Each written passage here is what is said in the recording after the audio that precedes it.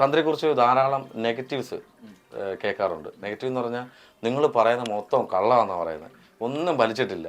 കാര്യം ഇപ്പം ലേറ്റസ്റ്റ് ആയിട്ട് പറഞ്ഞത് ഒരു കർണാടകയിൽ നമ്മുടെ പ്രിയ സഹോദരൻ പോയിട്ട് അദ്ദേഹത്തെ ഇന്ന ഡേറ്റിൽ ഇന്ന സമയം കിട്ടും എന്നൊക്കെ പറഞ്ഞ് പ്രയോഗിച്ചു, അത് കിട്ടിയില്ല. അപ്പം കൃത്യമായിട്ട് ആ സ്ഥലം തന്നെയാണ് നമ്മൾ പറഞ്ഞത്. അതായത് ആ മണ്ണിന്റെ പ്രഷറിൽ ആ വാഹനം ഏത് ദിശയിലേക്ക് പോയെന്നുള്ളത് കൃത്യമായിട്ട് ആ വീഡിയോ കണ്ടറിയാം ഞാൻ പറഞ്ഞേക്കുന്നത്. അപ്പം അന്ന് ഇന്റർവ്യൂവിന് വന്ന ആളെ ചോദിച്ചു ഇത് എവിടെയാണ്, ജലാംശത്തിൽ തന്നെയാണെന്നാണ് ഞാൻ പറഞ്ഞത്. ഇന്ന രാശിയിൽ വെള്ളത്തിൽ തന്നെയാണ്, അതെ, മണ്ണിന്റെ അടിയിലല്ല. അല്ല, ഇപ്പോഴും എന്താ ഏതിലാണ് ഉറച്ചിരിക്കുന്നത്? ഞാൻ പറഞ്ഞ പ്രചാരണത്തിൽ ഇപ്പോഴും ഉറച്ചിരിക്കുന്നുണ്ട്. തെരച്ചിലൊക്കെ നിർത്തിയല്ലോ അവര്, തെരച്ചിൽ നിർത്തി, നമുക്കറിയാം, കാലക്രമത്തിൽ അറിയാലോ. അപ്പം ആ ചെറുപ്പക്കാരന്റെ ജീവൻ രക്ഷിക്കാൻ പറ്റുമെന്നായിരുന്നു ആദ്യ സമയങ്ങളിലൊക്കെ അല്ലേ ഈ പറഞ്ഞ ഞാൻ അങ്ങനെ തന്നെ വിശ്വസിക്കുന്നു. അയാളുടെ ജീവിതത്തിൽ ഒരു മിറാക്കിൾ സംഭവിച്ചുകൂടായില്ല. ഈ നിമിഷം നമ്മുടെ മൂവികളുടെ മീഡിയയിലെ പ്രേക്ഷകർക്ക് മുന്നിലായിട്ട് ഒരു പ്രവചനം ആ ചെറുപ്പക്കാരനെ കുറിച്ച് പറയുകയാണെങ്കിൽ അയാളെ ജീവനോടെ തന്നെ കിട്ടും എന്നാണ് എന്റെ ക്യാമറ നോക്കി ഒന്ന് പറയാമോ? ഇപ്പോഴും എന്റെ ഉറച്ച വിശ്വാസം അർജുനൻ ജീവനോടെ തന്നെ തിരിച്ച് ജീവിതത്തിലേക്ക് ആ അച്ഛന്റെയും അമ്മയുടെയും ഭാര്യയുടെയും മക്കളുടെ അടുത്തേക്ക് വരും എന്ന് ഉറപ്പുണ്ട്. തീർച്ചയായിട്ടും അങ്ങയുടെ വാക്കുകൾക്ക് വലിയ മനസ്സ്, അതൊരു പൊന്നാവട്ടെ ആ നാക്ക്, ആ ചെറുപ്പക്കാരൻ വരണം. കുറേ പേരുടെ അത്താണിയാണ് ആ പയ്യൻ. അപ്പോൾ ജീവിതത്തിലേക്ക് വരട്ടെ എന്ന് ആത്മാർത്ഥത്തിൽ പ്രാർത്ഥിക്കാം. പിന്നെ ഇടയ്ക്കൊക്കെ കുറേ നമ്മുടെ ബിഗ് ബോസിൽ അഖിൽ മാരാർ വിഞ്ചി, എനിക്കൊന്ന് ആദ്യത്തെ പ്രവചനം കേരളത്തിൽ നടത്തിയ താങ്കളാണ് തോന്നുന്നു അല്ലേ? ആദ്യം പറഞ്ഞത് ഞാനത്. ആ പ്രവചനം പറയാൻ കാരണം എന്താ, എത്ര ദിവസം കഴിഞ്ഞിട്ടാണ്? അത് എൻ്റെ കുറേ സുഹൃത്തുക്കൾ, ഞാൻ അന്ന് ഇവിടെ സ്ഥലത്തില്ലായിരുന്നു, ദുബൈയിലായിരുന്നു. ദുബൈയില് ടിസീസിലായിരുന്നു ഞാൻ. അപ്പം എൻ്റെ കുറേ സുഹൃത്തുക്കൾ അവിടെ എന്നെ കാണാമെന്ന്, മാരാറുടെ ഫാൻസ് ഒരുപാട് പേരുണ്ടായിരുന്നു. അങ്ങനെ അവർ വന്നു, എന്നെ കണ്ടു.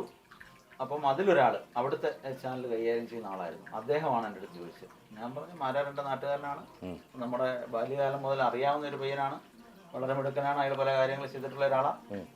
ഇവിടുത്തെ പ്രശസ്തനായ സിനിമാ നടന്റെ പുറകിൽ നിന്ന് ഒരാൾ മുമ്പിലേക്ക് വരുന്ന ഒരു അവസ്ഥ ഉണ്ടാവും, ഇങ്ങനെ പറഞ്ഞു. അപ്പോൾ അദ്ദേഹം ചോദിച്ചു ജയിക്കും എന്നാണോ പറയുന്നത്? ഞാൻ പറഞ്ഞു അതെ, ജയിക്കും എന്ന് തന്നെ. അത് പിന്നെ കുറച്ച് ചാനലൊക്കെ എടുത്ത് ബൂസ്റ്റ് ചെയ്തിരുന്ന അന്ധകാലത്തിൽ. അന്ന് കുറച്ചേ ബൂസ്റ്റ് വന്നോളൂ. കാര്യം എല്ലാവരും പറഞ്ഞത് 90 ദിവസം കഴിഞ്ഞപ്പോഴാണ് താങ്കൾ അത് പറഞ്ഞെന്നുള്ളത്. പക്ഷെ 90 ദിവസം കഴിഞ്ഞപ്പോഴല്ല പറഞ്ഞത്. എനിക്കൊന്ന് ഷിജു പടിഞ്ഞാറ്റിങ്ങര എന്ന് പറഞ്ഞൊരു മാധ്യമപ്രവർത്തകൻ സ്റ്റാർട്ടിങ് തൊട്ടേ പുഷ് ചെയ്യുന്നുണ്ട് അഖിലിനെ. നമുക്കെല്ലാം സന്തോഷമാണ്, അഖിൽ വിൻ ചെയ്യാനകത്ത് നമുക്കെല്ലാം സന്തോഷമാണ്. അഖിൽ വേറൊരു ലെവലിലേക്ക് പോയാലും സന്തോഷമാണ്.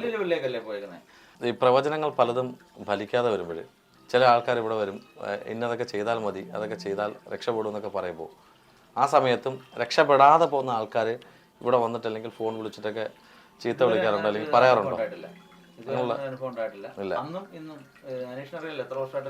കുറെ വർഷമായിട്ട് ഇന്നും നമ്മളുമായിട്ട് ആ ബന്ധമുള്ള ആൾക്കാർ ആ ബന്ധം ഇന്നും നിലനിർത്തി കൊണ്ടുപോകുന്നുണ്ട്. 10-25 വർഷത്തിന് മുമ്പ് നമ്മളുമായിട്ട് സഹകരണമുള്ള ആൾക്കാർ ഇന്നും അതേ സഹകരണം തന്നെ നിലനിർത്തി കൊണ്ടുപോകുന്നുണ്ട്. ആ സഹകരണത്തിന് ഒരു കോട്ടം വെച്ചിട്ടില്ലേ? താങ്കളുടെ യഥാർത്ഥ പേര് മുരാരിയൻ തന്നെയായിരുന്നു? അല്ല, എനിക്ക് 2 പേരുണ്ട്. അതായത് വളരെ രസകരമായ സംഭവം, ഞാനൊരു ചാനലും പറയാത്തൊരു സംഭവമാണ്. ഇപ്പൊ ഒരുപാട് പേര് പല പേരുകൾ എന്റെ പറയുന്നുണ്ട്. ഈ അടുത്ത സമയത്തൊരു ആളിട്ടേക്കുന്നുണ്ട് ബൈജു, കൊട്ടാരകൃഷ്ണന്റെ ആട്ടോറിക്ഷ ഓടിച്ചുകൊണ്ടിരുന്ന ബൈജു എങ്ങനെ മുരാരിയായി. അതായത് എന്റെ ആദ്യത്തെ ഒഫീഷ്യൽ നെയിം മുരാരി എന്ന് തന്നെയായിരുന്നു. റേഷൻ കാർഡില്, ആധാർ കാർഡില്, സ്കൂൾ സർട്ടിഫിക്കറ്റില്. അപ്പൊ എങ്ങനെ അത് മാറി എന്ന് ചോദിച്ചാൽ, ഇവിടെ അരീക്കൽ ഒരു സ്കൂൾ തുടങ്ങിയ സമയത്ത് അച്ഛൻ്റെ ഏറ്റവും അടുത്ത സുഹൃത്താണ് ബാലകൃഷ്ണ സാർ. അങ്ങനെ ബാലകൃഷ്ണ സാർ സ്കൂൾ തുടങ്ങിയ സമയത്ത് ഇവിടെ വിദ്യാർത്ഥികൾ ഇല്ലാതെ വന്നപ്പോൾ അവിടെ ആ സ്കൂളിലേക്ക് കൊണ്ടുവന്ന് ഞങ്ങൾ കുറെ പേരെ പേര് മാറ്റി ചേർത്തു. അനിൽ ചക്രവർത്തി, അനിൽ കൃഷ്ണൻ, റോസ്ചന്ദ്രൻ, ഇങ്ങനെ കുറെ പേരുകൾ ഇട്ട കൂട്ടത്തിൽ എനിക്കൊരു പേര് സാർ ഇട്ടു, രാജൻ ബാബു. അതാണ് ഞാൻ ഇതൊരു ചാനലുകളൊന്നും പറയാത്തൊരു സംഭവം. എന്റെ യഥാർത്ഥ പേര് രാജൻ ബാബു. അതായത് നമ്മുടെ സിനിമാ താരങ്ങളൊക്കെ പേര് മാറ്റുന്നത് താങ്കളെ മാറ്റി, രാജൻ ബാബു സാറ് മാറ്റിയിട്ട് അതാണ് ഒഫീഷ്യൽ നെയിം. മുരാരി എന്ന് മാറ്റാൻ കാരണം എന്താ? മുരാരി ആദ്യത്തെ പേരെന്റെ, അതായത് ജന്മം കൊണ്ട് തന്നെ മുരാരി എന്നാണ് പേരിട്ടത്. അതായത് ഇവിടെ എൻ്റെ അച്ഛൻ ഇട്ട പേരാണ് മുരാരി. അതിനുശേഷം സ്കൂള് തലത്തില് പഠനത്തിലൊക്കെ മുൻപിലായിരുന്നു. അപ്പോൾ ഇവിടെ ശാന്ത ടീച്ചർ എന്ന് പറയുന്ന ടീച്ചറുണ്ട് ഇപ്പോഴും ഈ അരിക്ക് അങ്ങോട്ട് തെറ്റിപ്പിടി ഭാഗത്ത്. ടീച്ചറെ മിക്കവാറും കാണാറുണ്ട്.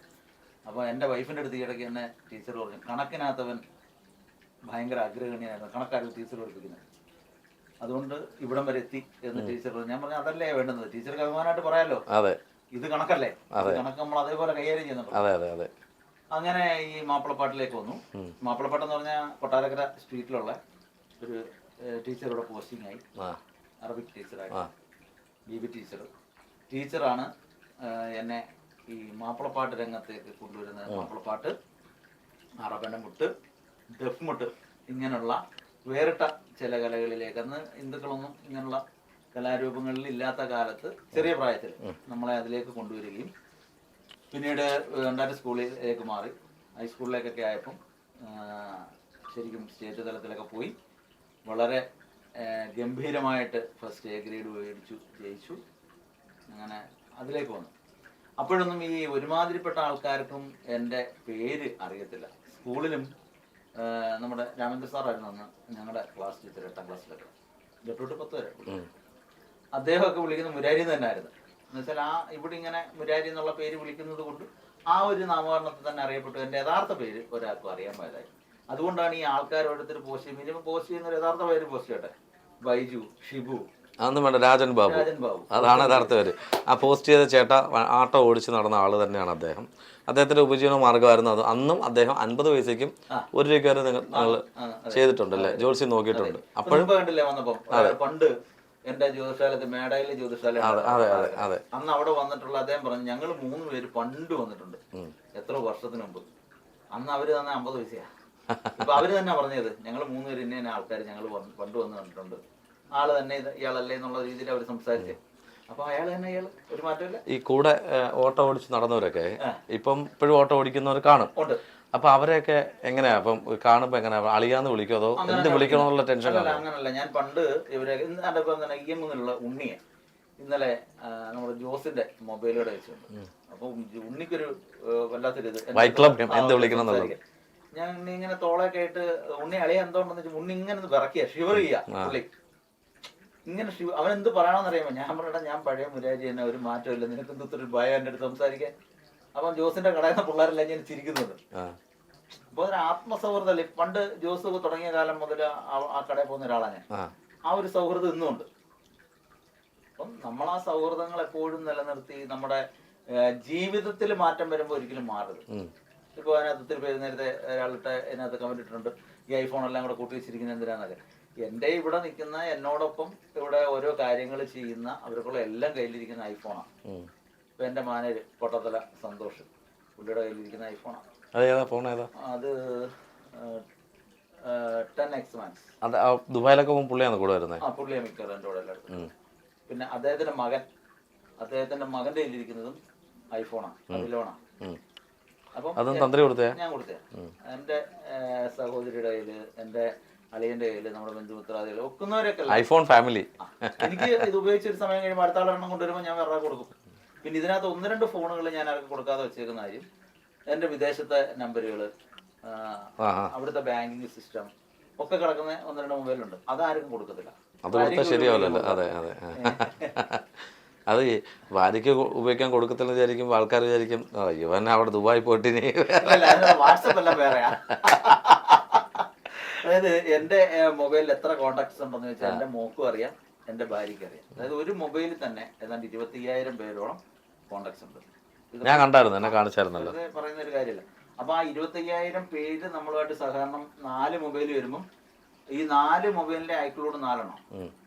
അപ്പൊ അത് സ്റ്റോറേജ് സൗകര്യത്തിന് വേണ്ടിയിട്ട് നമ്മൾ ചെയ്തിട്ടേക്കുന്നതാണ്. നമ്മളിതിനകത്ത് വലിയ വിദഗ്ധനായിട്ടൊന്നുമല്ല. പിന്നെ ഒരാള് നമ്മുടെ അടുത്ത് എന്തെങ്കിലും കാര്യം സാധിക്കുമ്പോൾ അദ്ദേഹം സന്തോഷമായിട്ടൊരു സാധനം കൊണ്ടുത്തരുന്നു, നമ്മൾ 2 കൈ നീട്ടി സ്വീകരിക്കുന്നു.